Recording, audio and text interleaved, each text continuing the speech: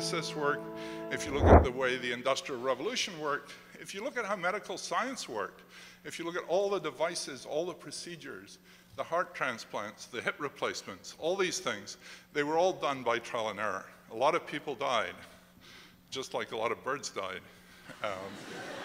And people eventually figured out how to do this right, and now it worked. There were no randomized controlled trials for nearly all of these things. There have been a few done in a few procedures, but almost none.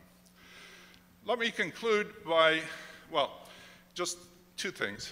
One is the visit of St. Joe's board, St. Mary's to St. Joe's, they can actually see the mechanism, what Nancy Cartwright calls watching the dominoes fall.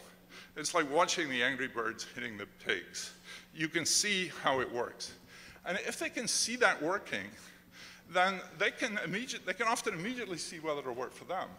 Because they say, oh, this works because St. Joe's has that headmaster, it wouldn't work for us. Or they say, well, it doesn't work very well in St. Joe's, but we could make it better by tweaking this. So they could do a trial and error based on the mechanism. If they understood the mechanism, they can adapt it. And RCT does not tell us what's happening. It's essentially a black box, because you can't, it's a cross-unit design, not a within-unit design, and you can't see what's happening when you miss.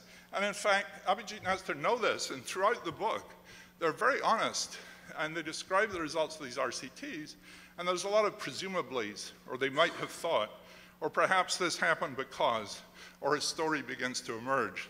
They're a very different level of rigor from the rigor in the randomized controlled trial. And you saw Abhijit just now stitching together a story from all of these experiments. But you know, it's sort of a fairy story. The experiments don't tell you those stories.